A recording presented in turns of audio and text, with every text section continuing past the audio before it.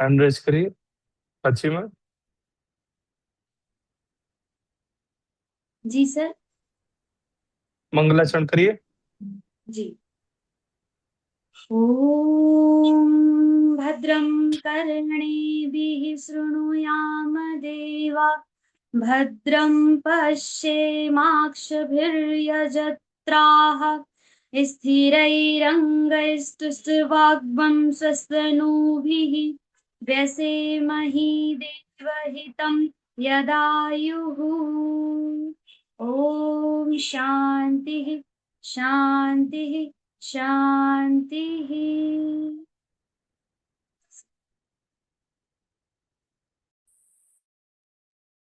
साधुवाद। वैदिक ऋचाओं के माध्यम से मंगलाचरण का क्रम संपादित हुआ। अब हम सभी योग दर्शन की परिपाटी में प्रवेश करते हैं पवित्र भावों के साथ।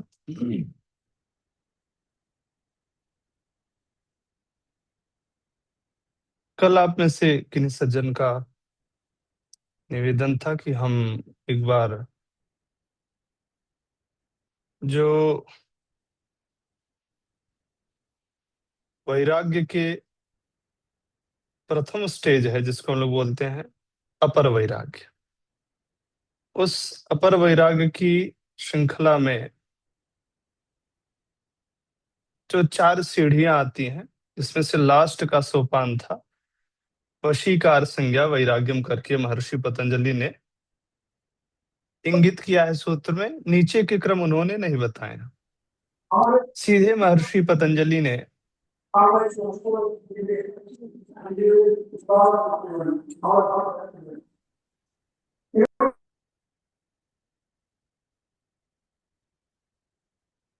जुड़ते ही माइक आप म्यूट कर लें, कई बार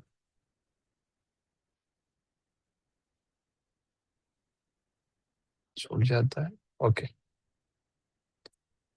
सो जो हमारा अपर वैराग्य है उसके विषय में महर्षि पतंजलि ने सीधे 60 फार्म में वशीकार संज्ञा वैराग्यम करके अपर वैराग्य को द्योतित किया है। भाष्यकारों ने इस पे थोड़ा सा प्रकाश डाला है, विशेषकर वाचस्पति मिश्र जी ने। ये अलग अलग मत से है, कुछ लोग केवल सीधे वशीकार संज्ञा वैराग्य को ही ले लेते हैं, बट विशेष तौर पे यदि हम टीकाकारों का वहां पर आत्मसात करें उनके भावों को, तो वशीकार संज्ञा नामक जो वैराग्य है उसके पूर्व का उन्होंने 3 लेयर और क्रिएट किया है और फिर लास्ट में वशीकार वैराग्य के विषय में विवेचित किया है। क्योंकि आपका निवेदन था इस पे, तो थोड़ा सा इस पे हम लोग चिंतन करेंगे। द्विविध जो वैराग्य है, अपर वैराग्य और पर वैराग्य, गीता इत्यादि में, अन्य ग्रंथों में इतना विवेचन नहीं है। आप कोई भी ग्रंथ देखेंगे वहां पर बस वैराग्य आ जाता है, जिसका एक सामान्य अर्थ होता है हमारा विषयों से, हमें अपने मन को, हमें अपनी इंद्रियों को हटाना, विषयों से अपने आप को निगृहित करना, इसको हम लोग बोलते हैं वैराग्य, डिअटैचमेंट।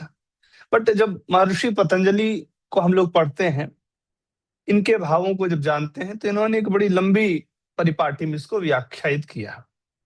तो ऐसा जो द्विविध वैराग्य है, अपर वैराग्य और पर वैराग्य, इसमें बड़ा संशय होता है। कई बार लगता है कि पर वैराग्य बड़ा है कि अपर वैराग्य बड़ा है। हमें भी बहुत संशय होता था, अभी कई बार पढ़ाने के बाद ये चीजें स्पष्ट हुई है। तो आप भी बार बार पढ़ाइए, पढ़िए, चिंतन करिए, स्पष्ट हो जाएगी। अपर से तात्पर्य जो पर नहीं है, पर शब्द होता है जो अपने से परे है, परे जिसको हम लोग बोलते हैं, बाहर है, दूर है, उसको हम लोग बोलेंगे अपर।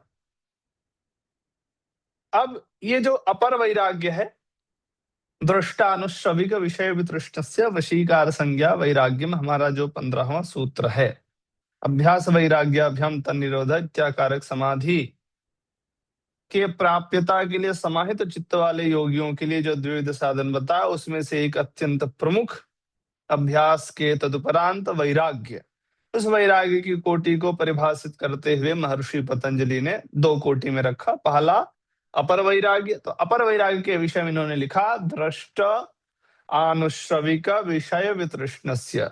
देखे गए, दृष्ट मीन्स देखे गए, देखे का अनुभव यहाँ पे हमें अर्थ करना है, जो विभिन्न इंद्रियों के माध्यम से साक्षात्कार किए गए विषय, विषय में आएगा दोनों। और आनुश्रविक, आनुश्रविक बोलते हैं जो श्रुत परंपरा से जिन विषयों के विषय में हमने बड़ा सुना। अब आप किसी साहित्यकार से आपकी भेंट हो जाएगी तो ऐसा जो है सुंदरियों का और जो साहित्य के अलंकार है उनका ऐसा विवेचन करेगा कि आपका मन जो है श्रृंगार रस में इतना डूब जाएगा कि आप विषयासक्त होने लग जाएंगे। ऐसे ही अन्य अन्य, अब कोई मिष्ठान वाला है उसके यहाँ आप जाइए, इतना महत्वता बताएगा तो कहीं ना कहीं सुन करके रसना इंद्रिय प्रभावित हो जाती है। तो ऐसे विषय जो दृष्ट हैं, जिनको हम साक्षात इंद्रियों के माध्यम से प्रत्यक्षीकरण करें अथवा अनुश्रवी किसी और के माध्यम से हमें तक ये अनुभवात्मक ज्ञान के माध्यम से ये विषय प्राप्त हो, तो ऐसे द्विविध विषय, ये द्विविध विषय दर्शाते हैं ये सांसारिक विषय, जो हम ये कहीं ना कहीं हम जहां भी रह रहे हैं ये हर एक स्तर पर हैं। तो इनसे हमें वितृष्ण होना है। वितृष्ण का तात्पर्य विशेष प्रकार की जो तृष्णा है। विगतः तृष्णः वितृष्णः, वि उपसर्ग का हमने दो अर्थ में हम लोग अर्थ करते हैं। तो वितृष्ण का यहाँ हमें अर्थ करना है तृष्णा को इन सब से हटा देना है। दृष्ट विषयों से तृष्णा को हटाना है और आनुश्रविक विषयों से तृष्णा को हटाना है। हटाने के बाद जो स्थिति आएगी उसी को हम बोलेंगे वशीकार संज्ञा, और इसी वशीकार संज्ञा नामक स्थिति का नाम है अपर वैराग्य। अब यहां पर क्या है कि वशीकार संज्ञा महर्षि पतंजलि ने एकदम स्पष्ट सीधे लिख दिया है, बट अन्य भाष्यकारों ने, अन्य जो इसमें कमेंट्री लिखने वाले हैं, अपनी बातों को लिखने वाले ऐसे आचार्यों ने, किन्हीं ने 3 माना, किन्हीं ने महर्षि पतंजलि के यथावत स्वरूप को प्रतिपादित कर दिया, किन्हीं ने 4 को माना है। तो ये जो सिद्धांत है ये वस्तुतः वाचस्पति मिश्र का सिद्धांत है, उन्होंने 4 क्रम में इसको रखा, क्योंकि वशीकार ऐसे सीधे नहीं प्राप्त हो जाएगा, उसके पहले की 3 सीढ़ियों का आपको पार कर फिर उसमें जाना पड़ेगा। तो एक बड़ा सुंदर सोपान जो योग का साधक है, जिसको वैराग्य पर काम करना है, तो उसके लिए ये बड़ा सहायक है एक एक क्रम को चिंतन करना। सबसे पहले आता है यतमान।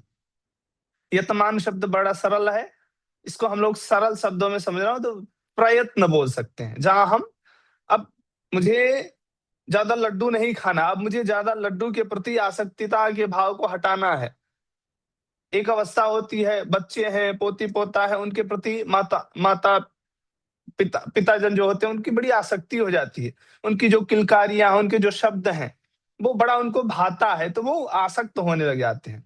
तो यहाँ पहले पहले स्टेज में हमें दृढ़ निश्चय करना है, यहाँ से हमें प्रयत्न आरंभ कर देना है कि नहीं, इनसे अब हमें हटना है। विषयों की जो आसक्ति है उससे पहले हम परिचित हो, हम लोग मालूम ही नहीं विषय क्या है, आसक्ति क्या है। विषय आसक्ति हमें मालूम नहीं तो हम हटेंगे किससे, किसको हटाएंगे। पहले ये स्टेप जहां पर हम काम करते हैं कि ये मन है, ये इंद्रियां हैं। बच्चे की किलकारी कान में गई शब्द श्रोत्र रूपी इंद्री के माध्यम से, तो हमारा मन जो है उस बच्चे की किलकारी बार बार उससे आसक्त होने लगे। एक ऐसी हैबिट हो जाती है कि सुबह शाम उठते बैठते दादा दादी को उनके शब्द सुनाई देने चाहिए, नहीं सुनाई देते हैं तो एक अजीब सा जो है वहां पे स्थिति उत्पन्न हो जाती है। तो इसको हम लोग बोलते हैं आसक्ति, यही है। इससे क्या करना, पहले स्टेज में यतमान वैराग्य में हमें क्या करना है कि प्रयत्न करना है इनसे हटने का। दूसरा आया व्यतिरेक। अब व्यतिरेक में, व्यतिरेक का एक समझिएगा, व्यतिरेक अलग अलग करना। ये इतने स्तर पे हमने काम कर लिया है, मेरा रूप जो नेत्र इंद्रिय के माध्यम से रूप विषय मैंने ग्रहण कर रहा था, इस पे मैंने वैराग्य धारण कर लिया। मुझे वही देखना है जो हमारे लिए उपयोगी हो, उतना ही देखना है जो हमारे लिए कहीं ना कहीं साधना की दृष्टि से विसंगतता न उत्पन्न करने वाला हो। ऐसे ही हमने फिर अपने श्रोत्रेंद्रिय का भी एक परिमापन किया कि कितना सुन रहे, किसको सुनने में इसका इंटरेस्ट है, किसके प्रति इसके अंदर वैराग्य है, स्वतः किसके प्रति वैराग्य नहीं, एक लेयर हमने अपने बुद्धि में क्रिएट करना शुरू किया। ऐसे ही स्पर्श इंद्रिय, कितना ठंडा गर्मी जो चीजें हैं उससे हम कितने स्तर पे बराबर हुए या फिर आसक्ति भाव हटा कि नहीं। एक जो एसी में रहने वाला व्यक्ति है, वो भले कैसी भी स्थिति है बट उसकी एक हैबिट हो जाती है, वो आसक्ति हो जाती है, बिना एसी का वो रह नहीं पाएगा। तो इस लेयर पे हमें एक ही केंद्र पे जहां हम काम करते हैं व्यतिरेक, ये इतना हुआ इतना नहीं हुआ, उसका चिंतन जब करते हैं तो ये द्वितीय स्टेज आता है जिसको हम व्यतिरेक वैराग्य के नाम से बोल सकते हैं। सॉरी सॉरी आ, चलाओ। सॉरी सॉरी भाई, रोड पे नहीं चल रहे हो? रोड पे चल रहा हूँ पर आगे से गिर गई। अरे सॉरी भाई साहब, सॉरी सॉरी सॉरी। हम्म, बड़ी समस्या है न्यूट्रल, हम बोल भी नहीं पाएंगे। हम्म,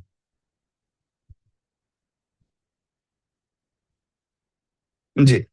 तो व्यतिरेक वैराग्य में हम आसक्ति की पहचान करते हैं, सरल शब्दों में बोले तो। फिर तीसरा है एकेंद्रीय वैराग्य। एकेंद्रीय का एक अर्थ हम ऐसा भी कर सकते हैं कि बस अन्य जितनी इंद्रियां हैं उनसे अपने आसक्ति को हमने पूर्णतः हटा लिया, एक विशेष इंद्रिय पे हम कहीं जाकर टिक गए। एक इंद्रिय से अर्थ हम मन का भी करते हैं कि बाह्य जो इंद्रियों के स्तर पे विषय थे, स्थूल रूप से इनकी आसक्ति हट गई, सूक्ष्म आसक्ति अभी शेष है। एक इंद्रिय जैसे एकादश इंद्रियां हैं, तो 10 तो हम लोग जानते हैं, 11वें इंद्रिय के क्रम में कई दर्शनकार मन को मानते हैं। वो मन को अंतःकरण में नहीं मानते, वो इंद्रिय के ही रूप में मानते हैं। तो कई जगह ऐसा व्याख्यान आता है कि एकादश इंद्रिय, तो वहां पर एकादश इंद्रिय के क्रम में किसको रखेंगे, तो मन को रखेंगे। तो एक इंद्रिय के क्रम में यदि हम लोग ले तो ऐसा भी समझ सकते हैं। तो यहाँ पर स्थूल रूप से जो आसक्ति है वो हट जाती है, बट सूक्ष्म रूप से अंदर जाकर के, अरे मीठा खाते तो बड़ा स्वाद लगता, कई बार ये मन में आता है विचार। तो ये भी अभी आसक्ति बनी, आपने भले मीठा खाना छोड़ दिया, आप ज्यादा कम खाना इससे परे हो गए, बट अभी मन में यदि ये विचार आया, फलाने के यहाँ गए होते, उनसे मिले होते, पोता आया होता तो बड़ा अच्छा लगता। कई बार माता पिता को लगता है, देखिए उनसे संवाद करी तो बोले अरे बच्चा अभी आया होता तो अच्छा लगता। इसका मतलब क्या है कि कहीं ना कहीं भले लोगों ने हटा दिया, आसक्ति बाह्य रूप से दूर है, फिर भी मन में वो बैठा हुआ है। तो सूक्ष्म आसक्ति शेष रहती है एकेंद्रीय वैराग्य में। और जब एक ऐसी अवस्था आती है, सूक्ष्म भी आसक्ति समाप्त हो जाती है, उस पर भी हम विजय प्राप्त कर लेते हैं, तो उसको हम लोग बोलेंगे वशीकार। इसलिए वशीकार शब्द को यहां समझना है, वश में कर लेना। सारी इंद्रियों का जो विषयों के प्रति भागने की प्रवृत्ति है, इसको गीता में कई जगह हम लोग देखते हैं। गीता में प्रत्यक्ष रूप से तो नहीं आया है, बट भाष्यकारों ने, सांकेतिक और लेखकों ने उसमें बड़ा सुंदर एक चित्रण किया है कि हमारी जो इंद्रियां हैं ये घोड़े हैं। एक ऐसे रथ को उन्होंने वहां पे बनाया है। इंद्रियां घोड़े हैं, लगाम मन है, और ये लगाम को बैठा हुआ जो है वो सारथी बुद्धि है। और बुद्धि के ऊपर जो बैठा हुआ है, जो मेन व्यक्ति है, वो राजा की तरह वो आत्मा है। प्राय हम लोग देखते हैं पहले के समय में जो भी राजा होता था वो कुछ बोलता नहीं था, वो ज्यादा इशारा उशारा नहीं करता था, पहले ही सब बता देता था। रथ में बैठने के पहले ही सारथी को सारा संकेत दे दिया जाता, कहाँ कहाँ जाना, मुझे जाना कहाँ है, बस लक्ष्य बताया जाता था। कभी भी ड्राइवर को हम लोग भी ये नहीं बताते हैं कैसे चलना है, जहां बताने लगे तो ड्राइवर बहुत बमक भी जाता है। ये प्रात्यक्षिक हम उदाहरण आपको बता रहे हैं। तो दो स्थिति होती है। तो क्यों, क्योंकि आत्मा को मालूम है कि ये बुद्धि हमारा जो सारथी है, मैंने इसको बता दिया मेरा लक्ष्य योग है, मेरा लक्ष्य मोक्ष है, मेरा लक्ष्य कैवल्य है, अब ये मुझे ले जाएगा, उतना विश्वास होता है। इसलिए बैठा हुआ जो राजा है वो बस बस देखते हुए जाता है, हाँ ये शहर निकल रहा है, ये शहर निकल रहा है। ऐसे ही जो आत्मा है वो देखती है, अवलोकन करती है, बस हाँ ये चीजें हैं, ये चीजें हैं। उसका किसी से अटैचमेंट, कोई किसी से लेना देना नहीं। अब बुद्धि जो सारथी है ये कई बार लगाम को ढीला छोड़ती, कई बार टाइट कर लेती है। तो टाइट करेगी तो जो घोड़े 10 घोड़े हैं इस रथ में, ढीला छोड़ देंगे तो भागेंगे एकदम स्पीड के साथ। अब जब बुद्धि का विचार नहीं होगा कि भाई ले किधर जाना है, मार्ग किधर, चलते चलते थोड़ा सा बुद्धि ने कहा विश्राम कर लो, तो घोड़ों ने कहा अच्छा ठीक है, बगल में एकदम हरी भरी मस्त विषयों की घास लगी थी, ये घास, ये जो खाने की चीज है, इसी को समझिए आप विषय। ये जो 10 इंद्रियां हैं, ये 10 जो घोड़े हैं, इनको एक एक विषय दे दीजिए। रूप रस गंध स्पर्श, ये जितनी इंद्रियां हैं, वाक पाणी पाद पायु पस्त, इन पांचों के भी जो अलग अलग विषय हैं, एक एक को थमा दीजिए चारा के रूप में। स्वाभाविक है, घोड़े जैसे मौका पाएंगे वो तुरंत चरना शुरू कर देंगे। तो अब एक ऐसी स्थिति वैराग्य के क्रम में जब हमने उत्पन्न किया कि नहीं, आप एकदम लगाम खींच करके रख लिया, बुद्धि तनिक भी मन के भरोसे नहीं बैठी। कई बार क्या होता है कि जो सारथी है वो लगाम छोड़ देता है, फिर भी घोड़े नहीं चलते हैं। आपने देखा होगा, ऐसे ही ड्राइवर भी कई बार जो है गाड़ी को न्यूट्रल करके छोड़ देता है, गाड़ी नहीं चलती है, गाड़ी का उधर प्रत्यक्ष ये होता है, इसलिए हम दे रहे हैं। बट पहले के समय में हमने कई जगह देखा है, हाथी वगैरह जो उनका लगाम रहता है, हाथी में नहीं होता है, फिर अन्य घोड़े वगैरह में तो छोड़ देते हैं, फिर भी वो क्या होता है कि वो रुका ही रहता है। ये स्थिति कब आती है? जब खूब प्रैक्टिस हो जाती है, खूब वो मार खा लेता है, खूब यात्राएं कर लेता है, तब ये स्थिति आती है।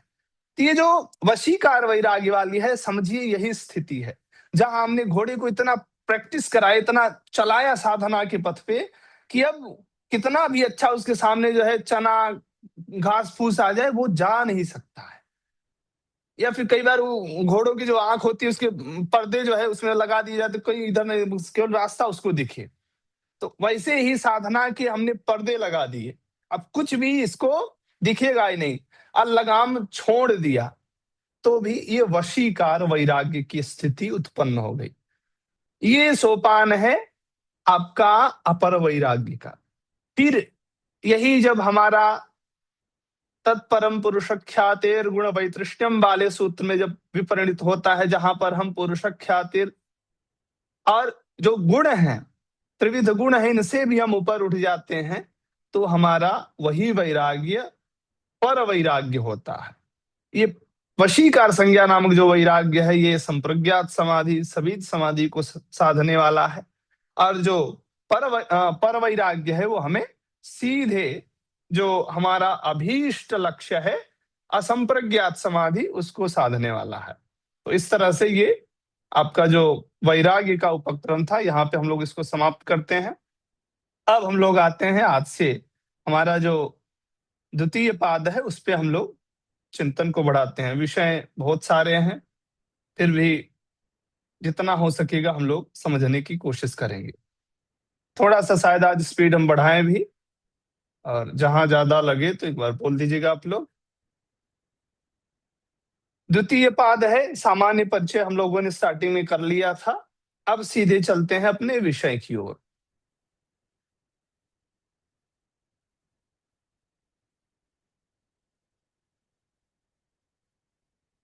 एक चीज हमें समझना है, योग ही नहीं, हम सामान्य समाज में भी जो चीजें होती है पूर्वापर से रिलेटेड होती है।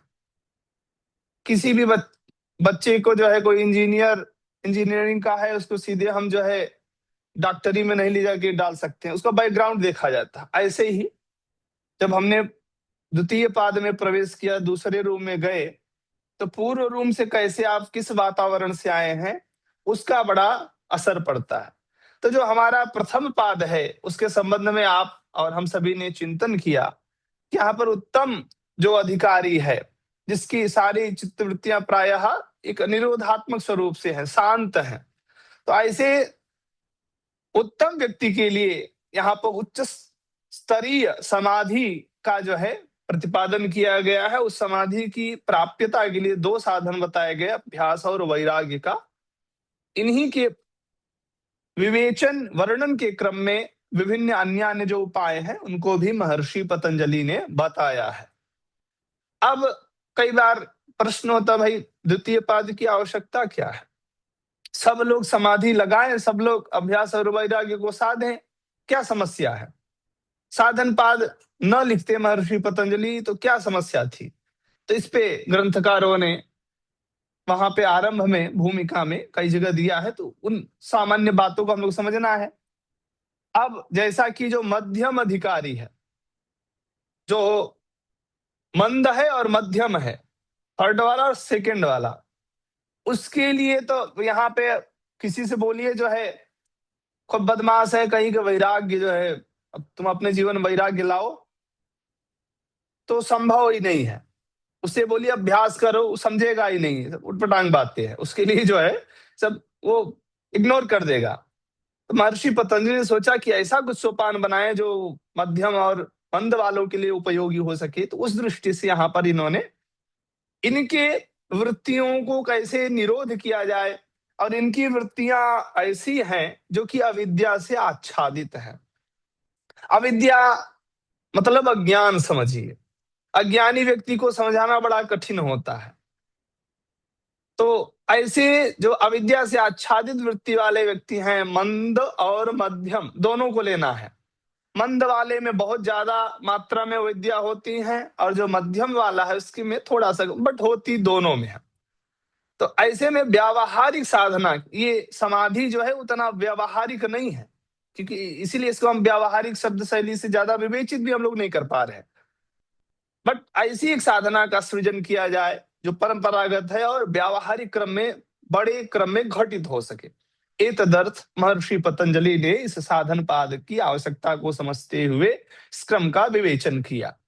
अब इस साधन पाद में हम लोगों ने स्टार्टिंग में आप लोगों ने देखा होगा, 3 चीजों पर यहाँ पे हम लोग काम करेंगे। सबसे पहले क्रिया योग, फिर दूसरा इसमें बड़ा प्रमुख हिस्सा है पंचक क्लेश, मुख्य मुख्य बातें लिख लीजिएगा, और तीसरा सोपान है अष्टांग योग। इसका जब प्रश्न आप अंत में रखेंगे तो अच्छा रहेगा, लिख के रखिए, हम लास्ट में देंगे।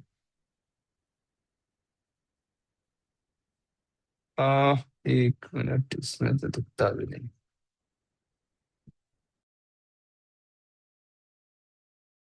मिनट हो गया।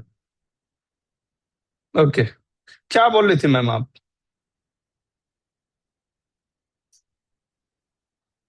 चलिए आगे चलते।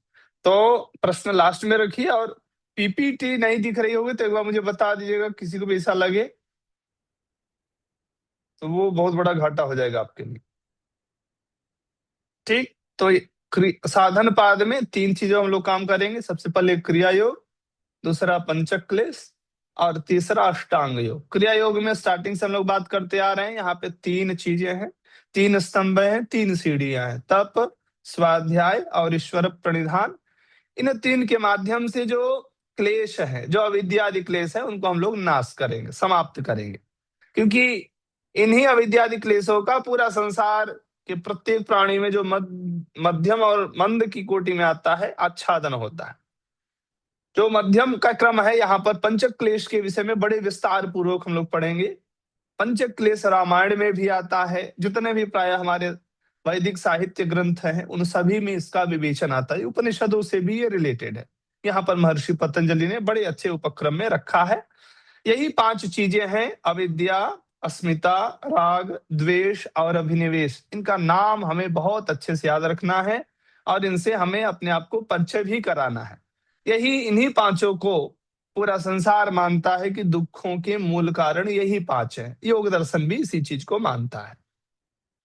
फिर लास्ट में हम लोग यहाँ पे पढ़ेंगे अष्टांग योग।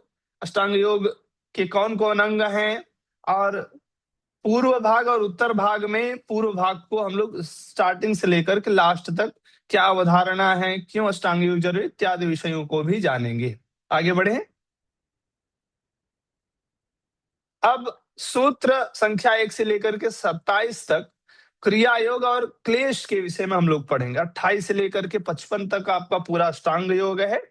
1 से लेकर के 27 सूत्र तक, इतने में हम लोग केवल और केवल क्रिया योग और इस क्रिया योग में विघ्न डालने वाले जो क्लेश हैं, पंचक क्लेश, उनके विषय में पढ़ेंगे। सबसे पहला सूत्र है, हमने सरल तरीका बताया था, 3 का नाम याद रहेगा। नपुंसक लिंग है लास्ट में, इसलिए बहुवचन आ जाएगा, प्रणिधानानि। तपः स्वाध्यायेश्वर प्रणिधानानि। देखिए, तप और स्वाध्याय इसमें नया है, बाकी ईश्वर प्रणिधान आपका समाधि योग से ही आ रहा है।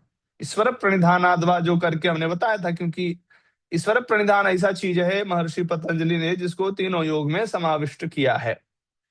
तप, स्वाध्याय और ईश्वर प्रणिधान को क्रिया योग कहते हैं। इस पे ज्यादा व्याख्या करने की आवश्यकता मुझे नहीं लगती है। तप का तात्पर्य होता है शीतोष्ण सुख दुखादि सहिष्णुत्वम। इसमें कई भेद हैं, कई मत हैं, बट सामान्य जो रीति है कि हम अपने आप को इतना सक्षम बनाएं कि शीत मीन्स होता है ठंडी, उष्ण मीन्स होता है गर्मी, इन दोनों को सहने की हमारे अंदर क्षमता हो। ज्यादा गर्मी में चले गए तो हाय दैया हाय मैया मरने लग गए, ऐसी स्थिति नहीं होनी चाहिए। ज्यादा ठंडी में चले गए तो भी जान निकलने लग गई, बोली ये भी गलत है। योगी को तपाना है शरीर को। इसलिए देखिए योगी लोग एकदम ठंडी में जाकर बर्फ में एकदम बैठते हैं, साधना करते हैं, अब एकदम गर्मी में जाकर के वहां आग जलाकर उसके मध्य में बैठ कर साधना करते हैं। तो ये साधना करने का मतलब यहाँ पे हम दिखाना वाली वृत्ति से नहीं लेना है। यहाँ अपने आप को हमें इतना सामर्थ्यवान बनाना है, इतना सहनशील बनाना है कि हम किसी भी स्थिति में पहुंच जाएं, हमारा जो शरीर है, हमारा जो चित्त है, हमारी जो इंद्रियां हैं, उसको सहन करने में सक्षम हो। ऐसे ही सुख और दुख, केवल हिमालय में जाकर खूब तपस्या किए और संसार में आए, किसी ने कुछ सुना दिया, कुछ कष्ट हो गया, कुछ दुख की प्रतीति हुई तो लगे रोने, तो कहे फिर आपने तप नहीं किया, फिर आप जो है आपको भ्रम है। इसलिए सुख दुखादि, यहाँ पे बड़ा सुंदर इन्होंने तप शब्द की भाष्यकार ने व्याख्या किया है। सामान्यतः हम लोग सब तप शब्द का क्या अर्थ समझते हैं कि तपाना अपने आप को, शरीर को एक हाथ में एकदम खड़े हो गए 20 वर्ष तक, तो उसको लोग कई बार तप समझ लेते हैं। पैदल बिना चप्पल के चलना, कुछ कपड़ा न पहनना, कुछ खाना नहीं, कई बार शरीर को तपाना ही लोग समझ लेते हैं ये तप है। बट ये तप कई बार ये तामसिक वृत्ति में आ जाता है। गीता का आप अध्ययन करें, लास्ट में 18वें अध्याय में आया हुआ है, तप को 3 कोटि में रखा गया है, सात्विक, राजसिक और तामसिक। तो इसलिए भाष्यकार ने महर्षि पतंजलि का जो अभिष्ट है तप शब्द को लेकर के वो यही है कि हमारा मन, हमारी इंद्रियां, हमारा शरीर शीत उष्ण, गर्मी ठंडी, सुख दुख, द्वंद्वों को सहने में सक्षम हो, ये तप से समझना है। दूसरा है स्वाध्याय। स्वाध्याय का कई बार लोग अर्थ मनमानी कर लेते हैं, अपना अध्ययन। अरे भाई अपना अध्ययन क्या करेंगे आप, अपने को जानते ही नहीं है। तो इसलिए अपने को हमें कौन बताता है, शास्त्र बताते हैं। बिना शास्त्र के हम अपने को जान ही नहीं सकते। इसलिए सबसे पहले शास्त्रों का अध्ययन, जो सच शास्त्र हैं, जो योग इत्यादि शास्त्र हैं, जो उस चैतन्यता, उस दैवी शक्ति का, उस आत्मस्वरूप पर ब्रह्म का विवेचन करते हैं, व्याख्यान करते हैं, ऐसे शास्त्रों का अध्ययन। इसके साथ साथ जो विशेष तौर पर योग दर्शन में भाष्यकार में आया है, प्रणवादि पवित्र मंत्राणाम जपहा, प्रणव आदि पवित्र मंत्रों का जप भी स्वाध्याय की कोटि में आता है। ये आपको अन्यत्र नहीं मिलेगा, भाष्यकार ने इसको लिखा है स्पष्ट। तो प्रणव आदि जो मंत्र हैं, इनका भी यदि हम जप करते हैं तो जप भी स्वाध्याय की कोटि में ही आता है। तो इसलिए शास्त्र का अध्ययन और प्रणवादि पवित्र मंत्रों का जप, ऋषियों के वचन को सुनना, और इन सब के साथ साथ स्वयं का आत्मानुसंधान करना, ये सारा सम्यक स्वरूप से स्वाध्याय की कोटि में आता है। 1 घंटा उठा के कोई पुस्तक पढ़ लिए हिंदी इंग्लिश, कभी हम स्वाध्याय कर रहे हैं, ये योग वाला स्वाध्याय नहीं है, फिर आप भ्रम में जी रहे हैं। योग वाला स्वाध्याय करने के लिए जो क्रिया योग में है, उसके लिए आपको पूरे शास्त्रों को उसी कोटि से पढ़ना पड़ेगा। पढ़ने के साथ साथ प्रणवादि जो पवित्र मंत्र है उनका जाप, जपन, और इन दोनों का जो मुख्य प्रयोजन है आत्मानुसंधान, वहां तक हमें पहुंचना है, तभी आपका स्वाध्याय सार्थक होगा। फिर इसी तरह से आपका आता है ईश्वर प्रणिधान। ईश्वर प्रणिधान उधर हमने पढ़ा, इसलिए इसके विषय में हम नहीं बताएंगे। अब दूसरे सूत्र में महर्षि पतंजलि ने इसका प्रयोजन बताया। आजकल की लोलुप जनता है, कोई भी भाई व्यक्ति है, फायदा कुछ भी हम खरीदें तो इससे बेनिफिट हमको क्या है। तो ऐसे ही जब कोई क्रिया योग करने आएगा तब तो पहले नाम सुन करके डर जाएगा। स्वाध्याय तो मान लीजिए थोड़ा बहुत नहीं, हाँ ठीक है। ईश्वर प्रणिधान, जो ईश्वर को माने नहीं, आजकल ऐसी नास्तिक बुद्धि लोगों की बना दी जा रही है, तो वो पहले भाग जाएंगे। तो ऐसे में महर्षि पतंजलि ने सोचा कि आने वाले समय में तो कोई फिर क्रिया योग करेगा ही नहीं, कहे भाई इनका पहले इनको फल बताओ, विवेचन ज्यादा मत करो, तब स्वाध्याय स्वर प्रणिधान के विषय में बस नाम बता दिए, फिर तुरंत जो है इनका लाभ बता दो। कई बार जो कंपनी वाले होते हैं बड़े चालाक होते हैं, वो जब प्रचार करते हैं तो उनको देखिए और ज्यादा चीजें उसके विषय में ज्यादा डिस्कस नहीं करेंगे, इसका फल क्या क्या है, आप ये खरीदेंगे तो ये चीजें आपको फ्री में मिल जाएगी, उसको बताएंगे। और लास्ट में उसके जो मेन पॉइंट करप्शन वाले होते हैं वो एकदम छोटे अक्षरों में, अब कोई सामान खरीदे तो उसमें भी जो कमी होती है बहुत छोटे अक्षरों में लिखा रहेगा। अब बाहर जो फ्लेवर बना रहेगा, जो फोटो लगी इतना बढ़ा चढ़ा करके, तो ये प्रचार का क्रम होता है। तो महर्षि पतंजलि भी इस विद्या के प्रचारार्थ द्वितीय सूत्र में सीधे लिख दिए समाधि भावनार्थ क्लेश तनुकरणार्थश्च। इस तप स्वाध्याय ईश्वर प्रणिधान रूपी 3 लड्डू खाएंगे तो इससे क्या होगा, तो कहे समाधि की भावना पुष्ट होगी। अर्थ प्रयोजन, अर्थ शब्द आया दोनों में लगा है, क्लेश तनु करण अर्थश्च समाधि भावना अर्थ, दोनों में अर्थ लगा है। अर्थ शब्द का होता है प्रयोजन, उद्देश्य। तो क्रिया योग का प्रयोजन है हमारी जो समाधि की भावना है वो पुष्ट हो, समाधि भावना से समाधि की प्राप्यता तक इंगित कर दिए, चित्त को एकाग्र एवं समाधि योग्य बनाने, ये मुख्य उद्देश्य है पहला। फिर इसके साथ साथ अब हम अच्छी चीजें खूब खाएं, कई बार होता है खूब कोई छोटा बच्चा है खूब उसको हम लोग काजू बादाम खिलाएं, उसका पेट ही गड़बड़ हो, बार बार वो जो है जाए तो क्या होगा, उसका कोई असर ही नहीं पड़ेगा। तो इसलिए महर्षि पतंजलि ने कहा कि क्लेश जो अंदर से आपको छिद्रित कर देते हैं। एक घड़े के कई जगह उदाहरण दिया जाता है, कोई मस्त घड़ा बनाए और 10-15 जगह से छेद कर दे, ले जाए पानी भरे, कितनी देर पानी टिकेगा, अब भर के निकालोगे थोड़ी देर में पूरा वापस सब गिर जाएगा। तो ये जो छिद्रित करने वाले हैं ये आपकी क्लेश है। महर्षि पतंजलि उठा करके बड़ी सुंदर घड़े रूपी जो है साधना समाधि दे दिए और किसी ने आकर के छेद कर दिया। हम अमृत रूपी आत्मधारणा रूपी समाधि रूपी उसमें जल अमृत का आधान कर ही नहीं सकते हैं। तो इसलिए इसके साथ साथ महर्षि ने कहा कि समाधि भावना तो आपकी पुष्ट होगी और इसके साथ साथ आपके जो तनु क्लेश तनु करणार्थश्च, क्लेश मीन्स जो अभी ये 5 आएंगे अविद्या अस्मिता राग द्वेष अभिनिवेश, इनको ये तनु कर देता। तनु शब्द का अर्थ एकदम स्पष्ट दिमाग में रखना, पतला करना। एक और शब्द हिंदी में कई बार प्रयोग है, मुझे अभी नहीं आ रहा है स्मरण में, एक हिंदी का सरल शब्द है इससे मिलता जुलता। तो तनु करणार्थश्च, हमारे जो क्लेश हैं उनको ये क्रिया योग पतला करता है, शक्तिहीन कर देता। पतला करने का तात्पर्य क्या है, शक्तिहीन कर देना, और हमारी समाधि की भावना को बढ़ाता है।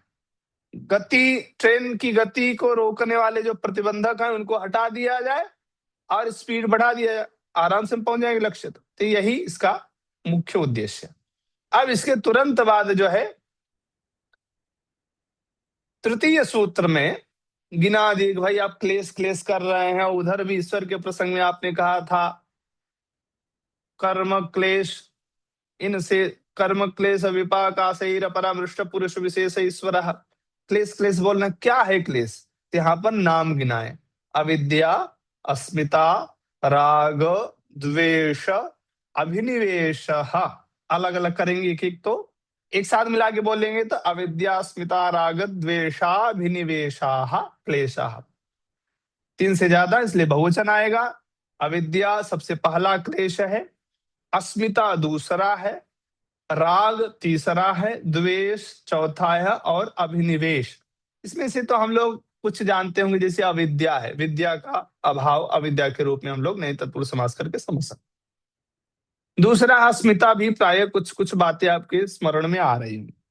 तीसरा राग सुने हैं, लोग बोलेंगे हाँ सुने हैं। चौथा द्वेष, ये भी सुने हम लोग। और 5वां अभिनिवेश, ये शब्द कई बार घुमा देता है, ये ऐसा शब्द है इसमें हम लोग कई बार भटक जाते हैं। तो अविद्या, ये पांचों जो है, इन्हीं पांचों को कहा गया है पूरे संसार में सुख दुख और संसार के विभिन्न बंधनों में जो बांधने का काम करते हैं जन्म जन्मांतर तक, ये मूल कारण है, यही मूल बीज है जिनके कारण हम सभी जीव बार बार जन्म लेते हैं, बार बार दुख भोगते हैं, बार बार मार खाने के बाद भी हमारी प्रवृत्ति नहीं छूटती, वो गधे वाली हाल है। बार बार हम लोग मार खाएं, संसार में कष्ट झेलें, फिर भी उसी दुख के प्रति हमारी आसक्ति बनी रहती है। इसके मूल में कारण क्या है? तो कहे यही 5 है। इन 5 को यदि आपने समझ लिया तो आप इनसे परे हो जाएंगे। अब इन 5 की 4 अवस्थाएं भी हैं, उसको लिख लीजिएगा स्पष्ट शब्द से। पहली है प्रसुप्त, दूसरा है तनु, चतुर्थ है विच्छिन्न, सॉरी तृतीय है विच्छिन्न, और चौथा है आपका उदार।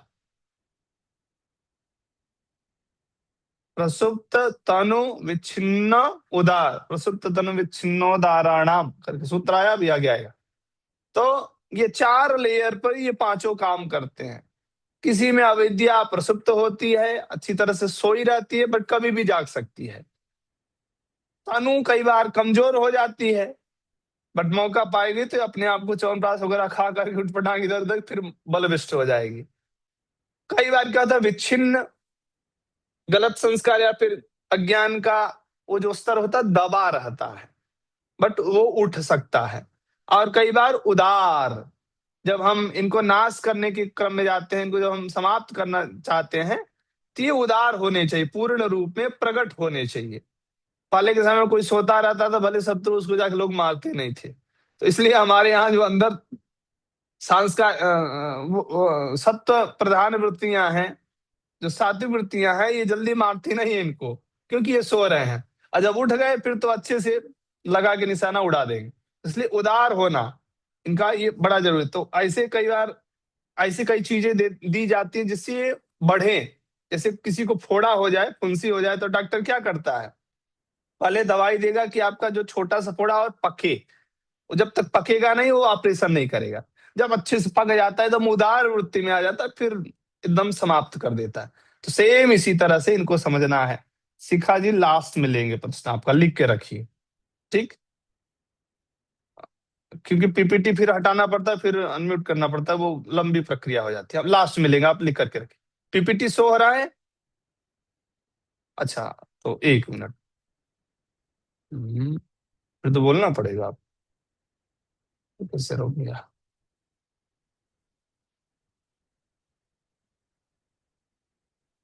अभी दिख रहा है?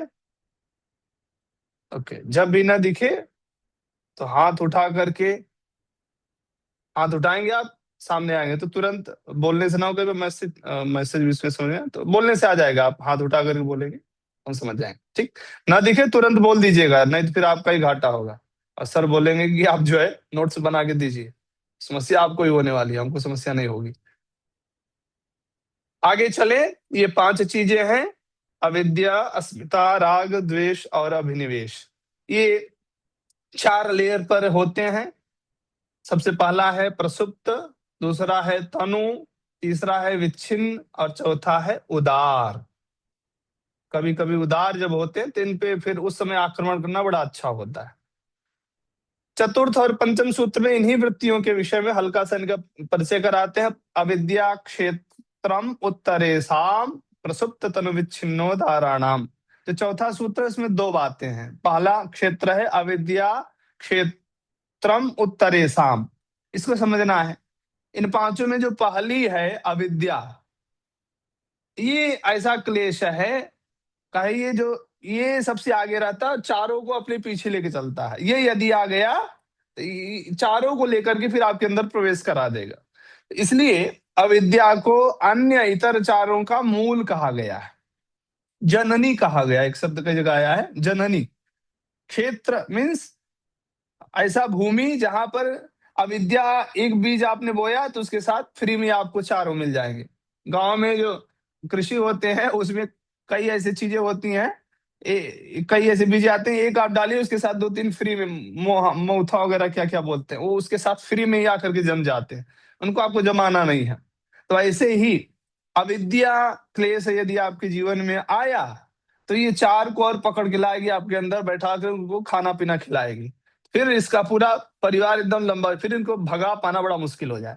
इसलिए समझना है कि 5 वृत्तियों में सबसे प्रमुख कौन है? अविद्या। यदि हमने अविद्या पे काम किया तो अन्य पर भी हम अपनी सार्थकता सिद्ध कर सकते हैं। क्षेत्रम उत्तरेशम, उत्तर से समझना है जो अन्य चारों हैं, स्मिता, राग, द्वेष, अभिनिवेश। अब ये पांचों जो है प्रसुप्त, तनु, विच्छिन्न, उदाहरणम, जो अभी हमने आपको लिखवाया, ये चार लेयर पे ये पांचों काम करते हैं। अविद्या आदि प्रसुप्त भी होते हैं, तनु भी होते हैं, विच्छिन्न भी होते हैं, उदार भी होते हैं। किसी किसी का संस्कार कई बार उद्भासित नहीं होता है, कई बार कामनाएं प्रकट नहीं होती, बट एक अवस्था आती है, फिर वो बेचैनी उत्पन्न होती है। कई बार अरे हमें बहुत बड़ा आदमी नहीं बनना है, किसी को देखिए युवा अवस्था में कहेगा मुझे बहुत बड़ा आदमी नहीं बनना है, बट एक समय बीत गया, फिर वो इच्छा होना शुरू हो, अरे नहीं मुझे भी बनना है। तो क्यों? क्योंकि वो दबा था, वो क्या हो गया था? प्रसुप्त अवस्था में था, सोया हुआ था। फिर विच्छिन्न, थोड़ा सा उससे ऊपर बड़ा, तनु पतला था, विच्छिन्न, फिर उदार, उदार वाली जो प्रवृत्ति होती है, तो ये ऐसा होता है जहां पे समाप्त। अब किसी के अंदर आया भाई मुझे रसगुल्ला खाना है, तो उदार वृत्ति बनी और तुरंत जाके खा लेगा। दूसरा व्यक्ति दबा लेगा, कोई बात नहीं बाद में, बट कभी न कभी वो इच्छा आपको फिर परेशान करेगी। इसलिए अविद्यादि ये जो पांचों है, इनको 3-4 स्तर पे हमें समझना है। अब एक एक को करके जो यहाँ पे बताते हैं कि अविद्या वृत्ति क्या है, अविद्या जो क्लेश है उसका स्वरूप कैसे हम पहचानेंगे, करता ये कार्य कैसे करता है, किसी के अंदर घुस जाए तो लक्षण कैसे होंगे, सिम्टम्स कैसे हम समझेंगे। बड़ा सुंदर महर्षि पतंजलि ने लिखा 5वें सूत्र में, द्वितीय पाद के, अनित्या शुचि दुखानात्मसु नित्य शुचि सुखात्मक ख्याति ही अविद्या। का नाम अविद्या? बोले 4 चीजें हैं।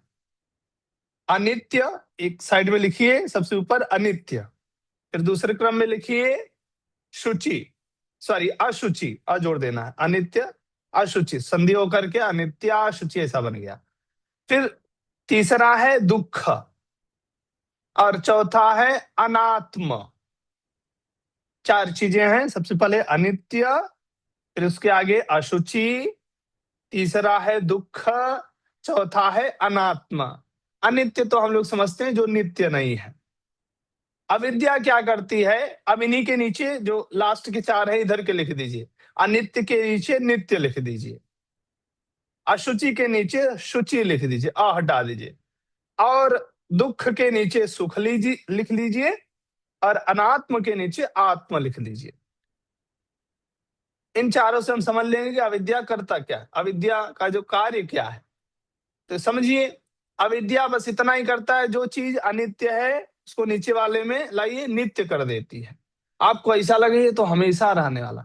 शरीर देखिए हम लोगों का अनित्य है, 100 साल, 50 साल, 70 साल, कोई भरोसा नहीं, कभी भी जा सकता। बट ये ऐसा अविद्या के कारण हम लोगों को प्रतीति होती है कि ये तो नित्य है, कभी ये जाने वाला ही नहीं है। इतना हम लोगों का लगाव हो जाता है, संसार के प्रत्येक व्यक्ति, वस्तु, जो भी चीजें हैं सब अनित्य है। उस अनित्य वस्तु को, अनित्य संबंध को हम क्या समझ लेते हैं? नित्य समझ लेते। किसके कारण? अविद्या के कारण। दूसरा ये काम करती है अशुचि। अशुचि मीन्स होता है अपवित्र। जो चीजें अपवित्र है उसको शुचि बना देती, पवित्र बना देती। जैसे शरीर, ये अशुचि है, अपवित्र है, पूरा गंदगी भरी पड़ी है अंदर, और इसको क्या कर देता है, आप लोग सोचते हैं अरे बड़ा पवित्र है शरीर, हमारा शरीर बड़ा पवित्र है। ऐसे एक उदाहरण दे रहा, आप किसी में भी घटा सकते हैं सामान्य दृष्टि। सेम इसी तरह से जो दुख है वास्तव में, उसको ये सुख के रूप में प्रस्तुत करती है। और लास्ट में जो अनात्म है, अनात्म मीन्स जो आत्मा नहीं है, आत्मा का जो वास्तविक नहीं है, उसको आत्म ख्याति, आत्म के रूप में ख्यापित करना, जिसके माध्यम से यथावत लगे, उसी का नाम कहे अविद्या है। स्पष्ट है? आगे चलते हैं, एक एक का इतना विवेचन हम नहीं सोच रहे थे, फिर भी थोड़ा थोड़ा ये समझ लेते हैं, क्योंकि ये पूरा क्रियायोग इसी पर आधारित है। फिर आया आपका ऐसे ही अस्मिता। दृष्टयो शक्तिर एकात्मते व अस्मिता करके सूत्र है आपका 6ठा।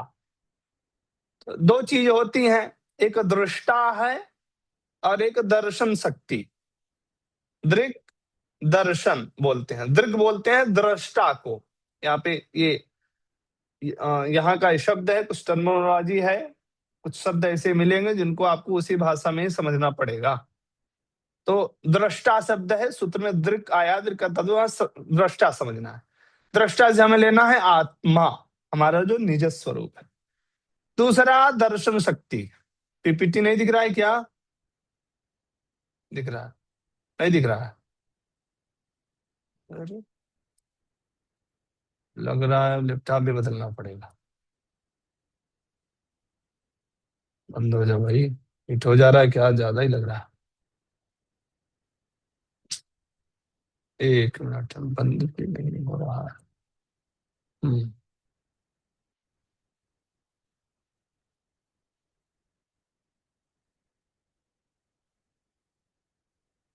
अभी दिख रहा है? ओके, इधर आते हैं हम लोग।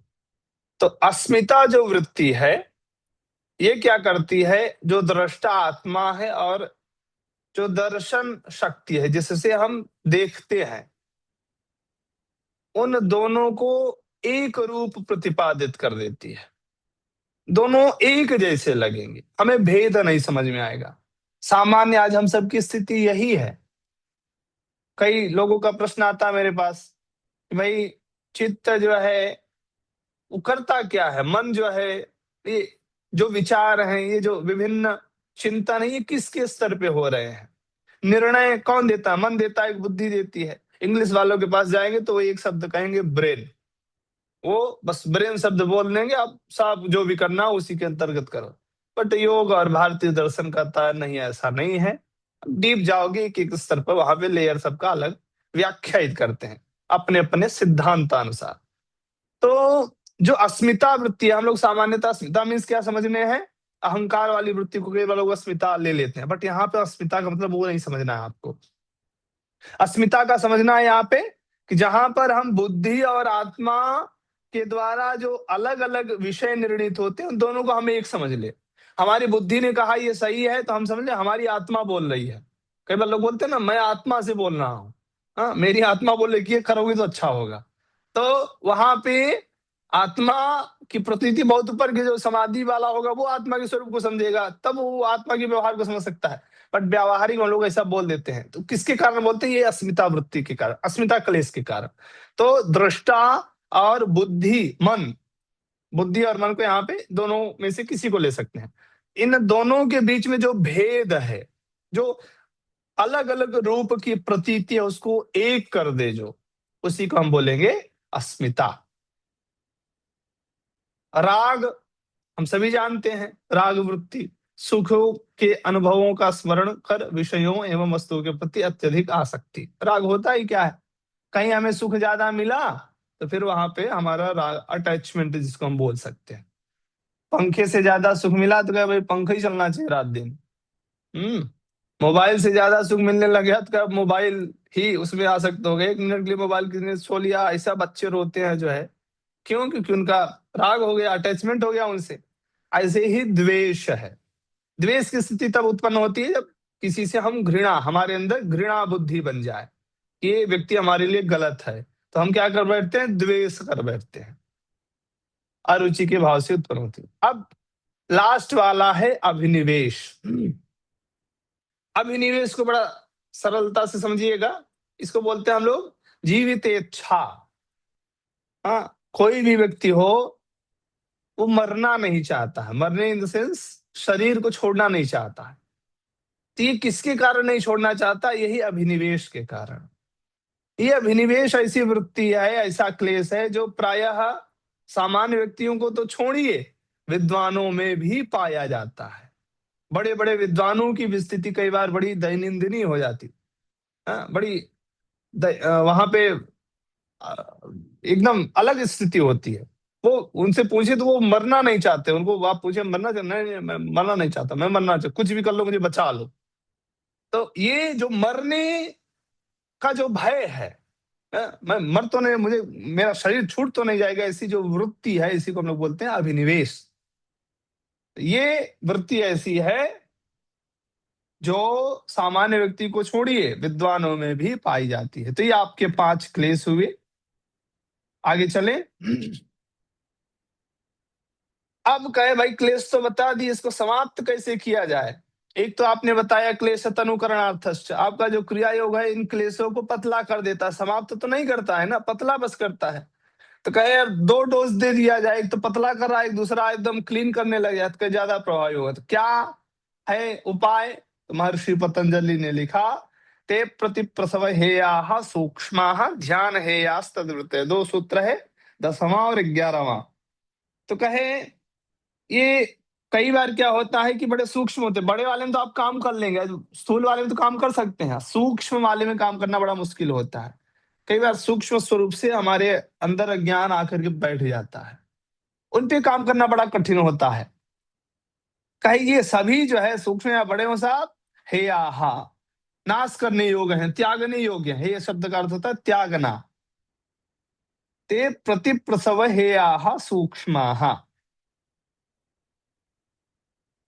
अब जो एकदम सूक्ष्म है उनका तो जब प्रकृति लय होता है, प्रकृति लय का मतलब है जो महाप्रलय जिसको हम लोग बोलते हैं, महाप्रलय में पूरा पृथ्वी पूरा ब्रह्मांड पानी में डूब गया, फिर ऐसी स्थिति बनती है, सब एकदम समाप्त हो जाता, सब एक बराबर हो जाता है, फिर से ब्रह्मा को सृष्टि बनानी पड़ती है। तो ऐसी जब महाप्रलय आती है तो उस समय जो सूक्ष्म वाले हमारे क्लेश होते हैं वो नष्ट हो जाते हैं। बट जो स्थूल वाले हैं उनको कैसे नष्ट करेंगे? सूक्ष्म वाले तो जिसके दबे हुए हैं या फिर जो बहुत पुराने हैं, वो कई वर्षों बाद जब महाप्रलय आएगी उसमें नाश होंगे। मान लीजिए वो उठेंगे नहीं, कई जन्मों तक नहीं उठेंगे। बट जो स्थूल वाले हैं, जो डायरेक्ट प्रभाव डाल रहे हैं, उनको कैसे नाश किया जाए? तो 11वां सूत्र में इन्होंने लिखा, ध्यान हेयास तद्वृत्तयः। देखिए कितनी बड़ी सुंदर बात है, ध्यान की उपयोगिता को यहाँ सिद्ध करते हैं। ध्यान हेयास तद्वृत्तयः। तद्वृत्तयः क्लेश वृत्तयः। जो हमारी क्लेश वृत्तियां हैं, कौन सी क्लेश वृत्तियां? स्थूल वाली। ऐसे स्थूल वाली क्लेशता को प्रदान करने वाली वृत्तियां हे आहा त्याज्याहा, त्याग करने योग्य है, नाश करने योग्य है। किस विधा से? कहे ध्यान। ध्यान के माध्यम से, ध्यान के माध्यम से, निधिध्यासन के माध्यम से, श्रवण आदि उपक्रमों के माध्यम से हम इन स्थूल वृत्तियों का नाश कर सकते हैं। तो सोचिए ध्यान कितना अंदर तक निगूढ़ है। बस कल हम लोग कर्माशय और उनका विपाक जो आपका उधर आया था, ईश्वर के संदर्भ में कर्माशय और उसका विपाक के स्वरूप को समझेंगे। कर्म के स्वरूप को हम लोग लास्ट में समझेंगे, चतुर्थ पाद में। आज इतना है, तत्संबंधित कोई प्रश्न हो तो आप बोल सकते हैं।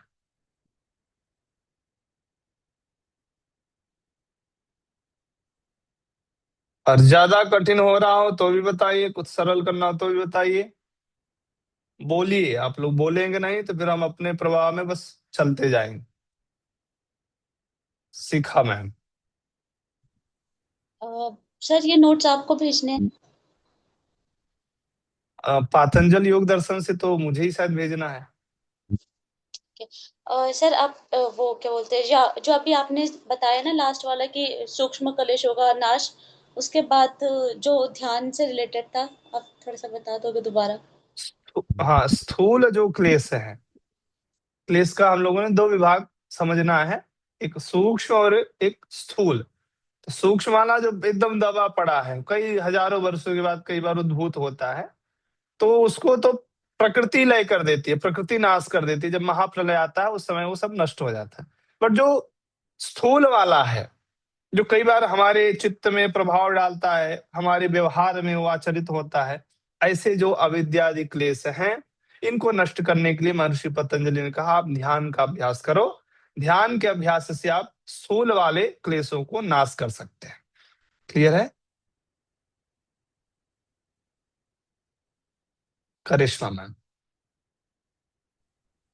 गुरुजी, ये जो क्लेश है सूक्ष्म और स्थूल क्लेश, तो आपने जो 5 क्लेश बताए हैं, तो वही है या अलग है ये? दोनों में मतलब नहीं अंतर क्या है? जी, अंतर ये है, जैसे हम लोगों का शरीर है ना, हम्म, शरीर के हम लोग कितने भेद समझते हैं? इसका कितना लेयर है? 5। नहीं, फिर आप स्मरण है 3। हम्म, स्थूल सूक्ष्म अच्छा, कारण। ठीक है। तीन शरीर समझ। तो हम्म, कहेगा भाई कोई बोलेगा अरे शरीर ही तो है, ये तीन कैसे आप व्याख्यायित कर रहे हैं? तो जो मोटा हट्टा तगड़ा दिख रहा है जिसको हम अनुभव कर सकते हैं वो हमारा स्थूल शरीर है। सूक्ष्म जो इंद्रियां हैं, जो हमारा मन बुद्धि अंतःकरण है, प्राण है, इनको हम देख नहीं सकते, स्पर्श नहीं कर सकते, तो इसलिए इनको सूक्ष्म बोला गया। ऐसे ही क्लेश वही है, क्लेश अलग नहीं है, ये स्थूल वाले क्लेश अलग है, सूक्ष्म वाले ऐसा नहीं है, वही पांचों हैं। बट कई बार ये बड़े स्तर पे दिखते हैं, कई बार ये छोटे दिखते हैं। तो जहां बड़े पे दिखेंगे, जहां ये फिजिकली ऐसा लगेगा हाँ ये हमारे फिजिकल शरीर के साथ इनका अटैचमेंट रहेगा, उस स्तर पे हमें समझना है कि ये स्थूल क्लेश है। जहां पे ये बहुत दबे रहेंगे, बहुत अंदर माइंड के स्तर पे क्या हो रहा है, चित्त के स्तर पे क्या हो रहा है, मन के स्तर पे क्या हो रहा है, अहंकार के स्तर पे क्या घटनाएं घटे हम लोगों को मालूम ही नहीं है। बहुत जब हम ध्यान में जाते हैं तब पता चल रही ये बुदबुदा की तरह ये विचार उत्पन्न हो रहा है, कहाँ से आ रहा है, और डीप गए तो पता चला कुछ विषय इसमें पड़ा था, कुछ चिंतन थे, उससे ये निकल रहा है। ऐसे ही हमारे जो सूक्ष्म क्लेश हैं उनको समझना है। ठीक है। मतलब मेन जो है वो है ये 5 क्लेशी, और इन्हीं से सूक्ष्म भी उत्पन्न होते हैं। उत्पन्न नहीं होते, इन्हीं की अवस्था है, सूक्ष्म और स्थूल इन्हीं की अवस्था है। ठीक है जी, ठीक। धन्यवाद। अमन मैम, वीडियो ऑन रखिए, जिसको प्रश्न पूछना है पता चलेगा ना कहाँ से पूछ रहे हैं आप। अमन मैम। रुचि, जो आपने 4 लेयर्स बताई थी जहाँ 5 क्लेश काम करते हैं, इसमें जो विच्छिन्न था ना, उसको थोड़ा सा। हम्म। तनु के बाद का है और उदार के बीच का है। उदार ठीक। मीन्स हम लोगों ने समझा था जहां एकदम पूर्णतया प्रकट हो जाए। तनु में पतला, तो विच्छिन्न वाला जो मध्यम का है, तो ज्यादा एकदम प्रकट भी नहीं हुआ, एकदम पतला भी नहीं, बट मिडिल का है। ठीक, तो इस तरह से विच्छिन्न समझना है। ओके। उमा मैम। नमस्ते सर। सर ये आपने बताया ना कि ध्यान का प्रभाव रहता है, मतलब तो वो हम छोटे छोटे ड्यूरेशन में अगर दिन में करते हैं तो उसका भी प्रभाव आगे तक रहता है सर? मतलब कभी ध्यान हम ऐसा तो नहीं कंटिन्यूस हम कर पा रहे हैं, कभी टाइम नहीं मिलता है या जो भी है, इसका प्रभाव आगे तक रहता है क्या सर? रहता है, बट वो ध्यान ध्यान होना चाहिए। ठीक है ना, मतलब अभी तो सर ध्यान। इनिशियल स्टेज है, उस हाँ लेवल पे तो सही है, अपन तो है भी नहीं कि वो काम एक्चुअली करेगा लेवल वो। है क्या ध्यान का। जी जी जी, काम करेगा वो, काम करेगा। अच्छा। और सर आप ये पीपीटी शेयर कर सकते हैं क्या एक बार? पीपीटी मैं शिवम सर को एक बार भेज दूंगा, वो आपको आप तक प्रेषित कर देंगे। अच्छा ठीक है। और सर ये नोट्स किस नंबर पे सेंड करने हैं? आपका कोई नंबर नहीं आ रहा ग्रुप पे सर। शिवम सर ने शायद ट्राई करके डाला हुआ है, एक बार आप उसमें देखिएगा, आपको अच्छा मिल जाएगा। ठीक है। ठीक है सर। ओके सर, फिर तो सर एक बार और बोल दीजिएगा टैग करने के लिए सर को, क्योंकि उस वाले लिंक में मैंने देखा था आपका नंबर नहीं मिला था मुझे। मैं आज कुछ मैसेज कर रही अच्छा, थी आपको, बट मुझे मैं नहीं अभी यहाँ मिला था, तो एक बार चैट में अभी मैं आप। डाल देता हूँ। ठीक। ठीक है, okay okay. Thank you. Shiva Sahu जी।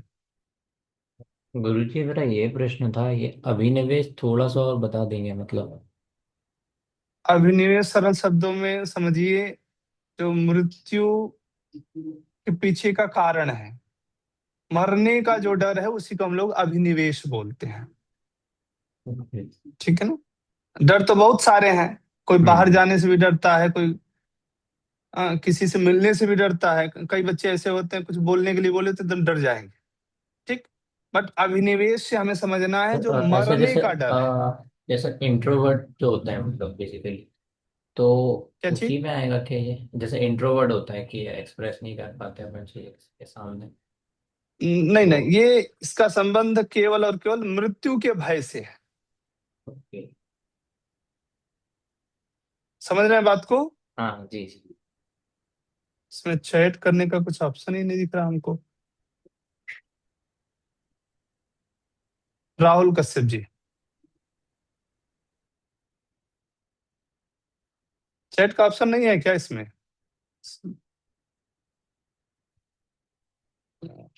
बोलिए राहुल जी, अनम्यूट करिए।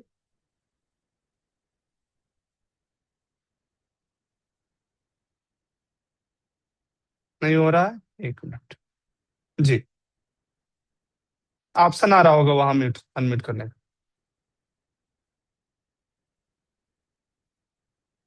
क्या महाराज, कैसा आप फोन ले लिए हैं?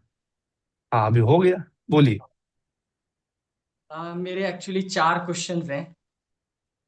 ठीक है, एक एक करके बोलिए।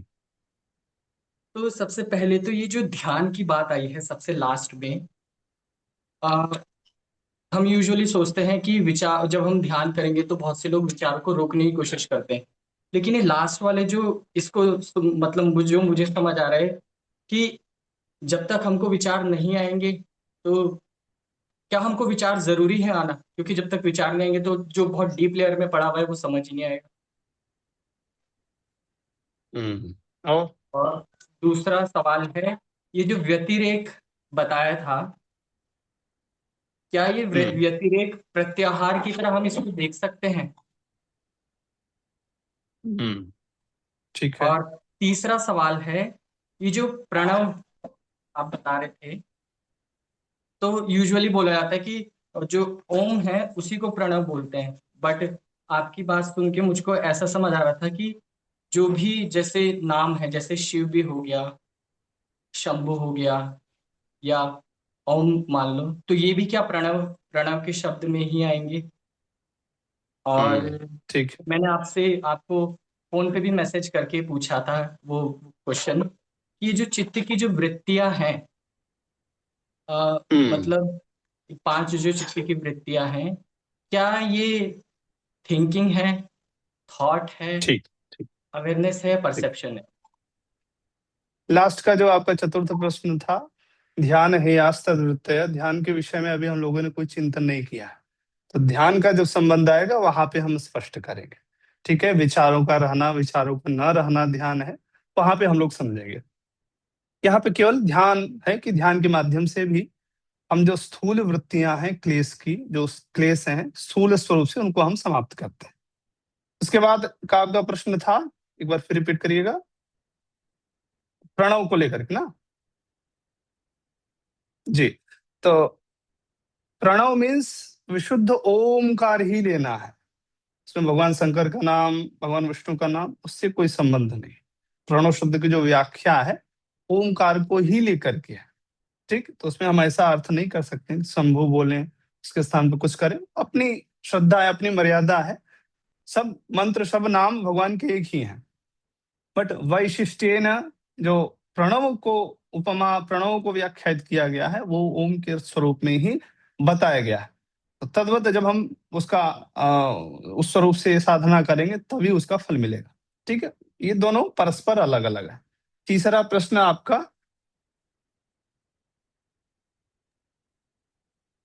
ये एक जो बार फिर से बोलिए। व्यतिरेक है, हाँ, व्यतिरेक, यतमान व्यतिरेक।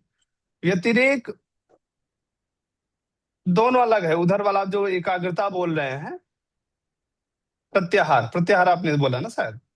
हाँ जी, जी, तो प्रत्याहार को थोड़ा सा हम लोग रखें। प्रत्याहार में क्या होता है कि हाँ, अब इस तरह से घटाएं तो यतमान वाला आपका प्रत्याहार से जुड़ सकता है, शाब्दिक शब्द से, या फिर उस तरह से हम लोग अटैचमेंट करें तो आपका जो यतमान वाला है उस लेयर को हम, क्योंकि प्रत्याहार में प्रत्याहार हम क्या करते हैं, हमारी जो इंद्रियां हैं जो बाह्य विषयों को ही आहार बना करके अग्रहित कर रही हैं, हम क्या करते हैं, एक प्रत्याहार में जब हम आते हैं तो हमें पता चलता है कि इंद्रियां भी कुछ खा रही हैं।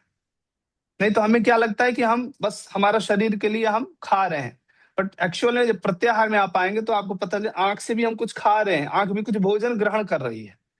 ठीक, ये भोजन ग्रहण करके ले जाकर के मन को दे रही है। तो इसलिए वहां पर आहार शब्द आया हो, आहरियंते मुखात। एक तो आहार का शब्द व्युत्पत्ति होती है कि जो मुख से हम लोग लें उसको ही आहार बोलते हैं। दूसरा आहार शब्द का अर्थ होता है इंद्रियों के भी माध्यम से जो भी चीज हम अंदर भरे ये खा रहे हैं, तो उस पे प्रतिबंध लगा करके हम, हमारे लिए जो समुचित है एक विनियमन कर लेना, उसको हम प्रत्याहार, प्रत्याहार की भी अपनी अलग अलग व्याख्या है, उपनिषद पुराण में बड़ी व्यापक व्याख्या, उधर हम नहीं जाएंगे। ठीक, तो दोनों अलग अलग है।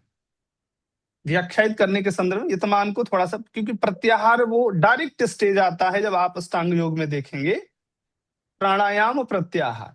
प्राणायाम में हम प्राणों पे काम कर रहे हैं, तब डायरेक्ट पहुंच गए प्रत्याहार पे।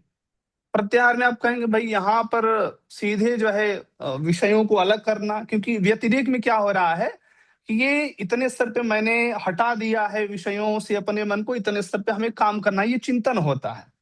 ये स्टेज आप प्रत्याहार पे क्रिएट नहीं कर सकते। वहां पे कोई सडनली आएगा प्राणायाम के बाद, कहेंगे भाई जो हमारी इंद्रियां हैं जो बाहर भागे, बस उनको खींचो अंदर लाओ। सामान्य अर्थ में प्रत्याहार यही प्रयोग होता है। स्पष्ट है? लास्ट का जो आपका प्रश्न था चित्तवृत्ति को लेकर के, 2-3 दिन पहले आप शायद थे नहीं, हम लोगों ने खूब विचार किया है, तो एक बार उस वीडियो को आप देख लीजिएगा।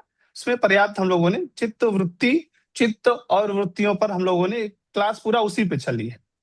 तो उसको आप जब पढ़ करके आएंगे, फिर प्रश्न करेंगे वो तद विषय, फिर हम आपका उत्तर देंगे। ठीक है, चलिए, बहुत सुंदर। हाँ, स्कंद श्रीवास्तव जी।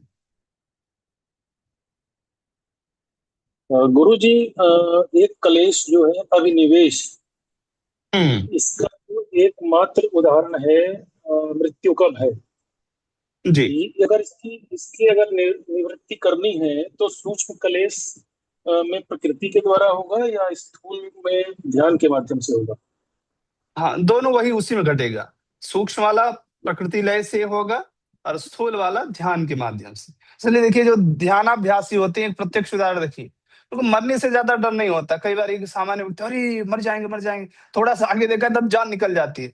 बट एक सामान्य व्यक्ति है जो ध्यानाभ्यासी होगा, उसको मालूम है कि छूटेगा भी तो हमारा शरीर छूटेगा, हम नहीं मरने वाले हैं। तो उसको परिज्ञान है, वो उस चीज को जीता है। ठीक, इसलिए ध्यान है या तद्वृत्य अलग है, उसके साथ आप मत घटाइएगा। स्पष्ट हुई बात? सूक्ष्म के माध्यम से भी हो सकता है और स्थूल के माध्यम से भी हो सकता है। सूक्ष्म वाले में हम लोग नहीं कर सकते हैं। अच्छा, सूक्ष्म नहीं कर सकते। सूक्ष्म में हम लोग महाप्रलय में अधिकार ही नहीं है। अब आप बुलाइए महाप्रलय, आजकल तो लोग कर दे रहे हैं महाप्रलय, बड़े बड़े देश जो है दूसरे को नष्ट करके सब महाप्रलय ही तो बुला रहे हैं। तो बट हम लोग ऐसा नहीं कर सकते। हाँ, वो प्रकृति के माध्यम से। हम लोग देखिए, केदारनाथ की जो घटना हुई थी 2012 में, तो ये प्रकृति ने सबको जहां समेट लेती है। तो उस समय कहेंगे भाई वो पुण्य किया था, कोई पाप, वहां तो सब बराबर है, वहां साधु भी, महात्मा भी और भोगी भी, सब एक साथ समाप्त हो जाता है कि नहीं? तो उस लेयर पे जो सूक्ष्म वाली क्लेशों की वृत्तियां हैं वो नष्ट हो जाती हैं। ठीक है, चलिए उषा मैम। गुरुजी, मेरा प्रश्न ये है कि ये जो पीपीटी बनाने के लिए बोले, तो जैसे आज पंच क्लेश पढ़ाए हैं, तो क्या उसका सूत्र लिख कर उसका क्या डिटेल कुछ लिखना पड़ेगा, जैसे जैसा आप बताएं? थोड़ा बहुत लिख लीजिए, ज्यादा टेंशन मत लीजिए, ठीक है ना? नोट्स बनाने हैं। हाँ, मैंने मेरा कहने का सूत्र लिख कर, हाँ सूत्र लिख के उसमें करेंगे तो थोड़ा ज्यादा अच्छा रहेगा। ठीक है, सूत्र लिख करके वो एक प्रामाणिकता हो जाती है ना, और आपकी स्मृति में भी वो बने। हाँ देखिए, कई चीजें बार बार उस पर जब हम लोग अवलोकन करते हैं तो वो एक स्मृति पटल पे बन जाता है। अच्छा, ठीक, तो उस तरह से आप करिए। ओके, रेखा मैम। मुझे आज की सभी पीपीटी नहीं मिली, तो मिलेगी क्या वो? आज वाली पीपीटी, हाँ मैं सेंड कर देता हूँ, मैं सेंड करता हूँ तो भेजूंगा।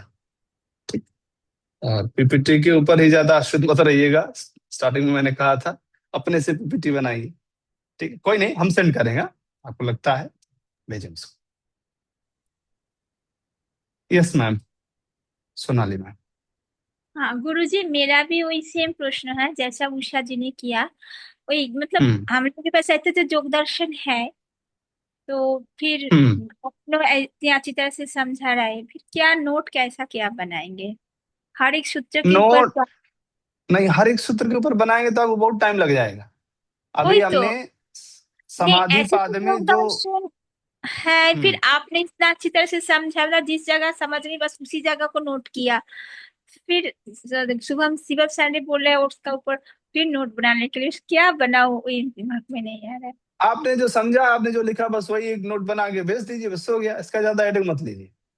ठीक, वहां पे शिवम सर का उद्देश्य यही है कि कोई इतना आपको टाइम दे रहा है तो उसमें आप थोड़ा सा समझे हैं कि नहीं। ठीक है ना, उससे वो ज्यादा तो डरना अच्छे नहीं से है। समझ। हाँ हाँ हाँ हाँ, तो आपने जो चीजें नोट की है कुछ बुक का सपोर्ट लेकर के उसमें थोड़ा सा बड़ा चढ़ा करके कुछ चीजें आपके अकॉर्डिंग जो टाइम है उसको आप लेकर के उसमें लिख सकते हैं आप। ठीक, तो आप पेन कॉपी से लिख करके उसको भी सेंड कर सकते हैं, पीपीटी जो भी सर बताए हो उसके अकॉर्डिंग आप कर लीजिए उसको। ठीक है, मीनाक्षी में। सर मेरा कलेश के रिगार्डिंग क्वेश्चन था कि कलेश जैसे विचलन जब अवस्था में होता है तो बेसिकली क्या वो पूरी तरह मतलब खत्म हो जाता है या फिर वो वापस मतलब आ सकता है? क्योंकि इसके आगे का भी एक लेयर है ना, उदार। ठीक है, ये लेयर बाय लेयर काम करते हैं, एक स्टेज बाय स्टेज, तो वो समाप्त नहीं होगा। उदार वाले में तो और उद्भट रूप में आएगा। तो मतलब वो वापस आ सकता है? आ सकता। और क्लेशों को जो समाप्त करने का क्रम है उदार के बाद ही वो ज्यादा इफेक्ट करता है। सोया हुआ कोई व्यक्ति है उसको हम दवाई खिलाएंगे तो पीटेंगे मारेंगे, स्वाभाविक है उतना असर नहीं, इसलिए क्रम बताए। सोया रहेगा तो घातक कम है, बट वो विनाश करने के क्रम में कभी भी उठ करके आपके ऊपर अटैक कर सकते हैं, उस दृष्टि से समझना। ठीक, लास्ट का प्रश्न रितु मैम।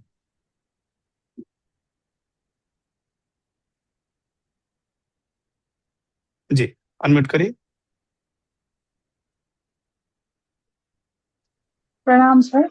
ये स्थूल शरीर और सूक्ष्म शरीर समझ आ गया है, कारण शरीर क्या है? कारण शरीर आपका जो आत्मा है वही कारण शरीर है। ठीक है, और कुछ नहीं? ठीक, चलिए। अमन मैम। जी सर। सर मेरा गुरुजी मेरा एक और प्रश्न था कि जो पंच क्लेश होते हैं, जैसे क्रिया योग आपने बताया ना 1 से 27 सूत्र हैं उसके, पंच क्लेश के 28 से कितने सूत्र हैं? पंचक्लेश 28 नहीं, ये आपका नीचे वाले से आया है 1 2 3, तीसरे से आपके पंचक्लेश स्टार्टिंग है, तो 5 1 6 7 सूत्रों में आएगा पूरा। ठीक है, एक बार योग दर्शन की जो पुस्तक है उसमें स्टार्टिंग में भूमिका में लिखा हुआ है, आप उसको देखेंगे तो स्पष्ट हो जाएगा। ठीक है, रितु मैम आप कुछ और बोल रही हैं? आत्मा तक पहुंच गए कि नहीं आप? नहीं सर। अच्छा, तो आत्मा ही आपका कारण शरीर है। ठीक है, कई कई जगह है इसमें थोड़ा अलग अलग विवेचन है, किसी दिन और हम लोग चिंतन करेंगे, तो बट सामान्यतया कारण शरीर आत्मा को बोलते हैं। और कई ग्रंथकारों ने जो हमारे संस्कार समुदाय हैं, जो हमारे संस्कार हैं, उनको भी कारण शरीर से रिलेटेड करके वो बताते हैं। ठीक, राहुल जी। जी गुरु जी, ये जो जैसे ध्यान है हमारे, ये अविद्या जब हमारी खत्म हो रही है यहाँ पर, तो अविद्या जब वो खत्म होने की स्टेज भी आ रही है, तो वहां पे भी तो मतलब कुछ पता लग रहा है ना कि कुछ खत्म हो रहा है, तो फिर वहां पे भी तो तर्क बुद्धि हो रही है हमारी, तो फिर वो कैसे खत्म होगा? फिर से बोलिए। जैसे ये अविद्या है ना, ध्यान की अवस्था में है, गहरी अवस्था में है, हमको पता लग गया कि हमारी हमारे क्या क्या डीप लेयर्स में अविद्या है, और फिर उन सभी अविद्या को खत्म कर दिया, लेकिन वो जो अविद्या खत्म की जा रही है, वो मेमोरी जो है खत्म कर रही है, वो भी तो तर्क हुआ ना, तो फिर वो कैसे खत्म होगा? अब यहाँ पे क्लेश समाप्त हो गए तो आपको समाधि मिल गई, ऐसा तो अभी तक ऋषि ने कहा नहीं है कि नहीं? हम क्रिया योग का जब आलंबन लेंगे तब स्वाध्याय और ईश्वर प्रणिधान के माध्यम से, इस बीच में जैसे हम लोग, आपको याद होगा समाधि योग में अभ्यास और वैराग्य उपक्रम में चतुर्दश अंतराय आए थे। चतुर्दश अंतराय किस लिए आए थे? आपकी साधना को नष्ट भ्रष्ट करने के लिए, है कि नहीं? वहां पे जो उपक्रम है व्याधिस्यानुसंशय प्रमादालस्यावृत्ति भ्रांति दर्शनालब्ध भूकत्वानि, तो इसी तरह से जब हम तपस्वाध्याय ईश्वर प्रणिधान रूपी क्रिया योग का आचरण करेंगे, उसमें क्योंकि उत्कृष्ट थोड़ी नीचे वाले, यहाँ थोड़े स्टेज बड़े हैं, इसलिए इधर जो व्युत्थान करने वाले लोग हैं वो कम है। फिर भी इनका देखने में तो 5 ही है, बट इनका लेयर और इनका जो पावर है बड़ा खतरनाक है। तो इसलिए आप जो बोल रहे हैं, जब हम अविद्या के स्तर पे उनको जब समाप्त किए तो समाप्त हुआ, ऐसा वहां पे भाव उत्पन्न होगा जिसको आप तर्क वितर्क के कोटि में रखना चाह रहे हैं। जब तक ये तर्क वितर्क है तब तक आपका ध्यान नहीं है। इस बात को आपको थोड़ा सा अभी क्लियर करना पड़ेगा, ठीक है? क्योंकि ध्यान को आप शायद उस तरह से अभी समझ नहीं पा रहे हैं। ध्यान के पूर्व की अवस्था धारणा में भी आप जाएंगे तो ये चीजें नहीं है। आपके अंदर आ गया कि अज्ञान है कि ज्ञान है, ऐसी वृत्ति बनी तो आप धारणा में भी नहीं है, ठीक है ना? प्रैक्टिकली इनको थोड़ा सा आप जब समझेंगे तो फिर ये चीजें क्लियर होगी। तो वहां तर्क वितर्क का कोई स्थान है ही नहीं, ठीक? तो उनको उससे संबंधित करके हम नहीं समझ सकते। क्लियर है?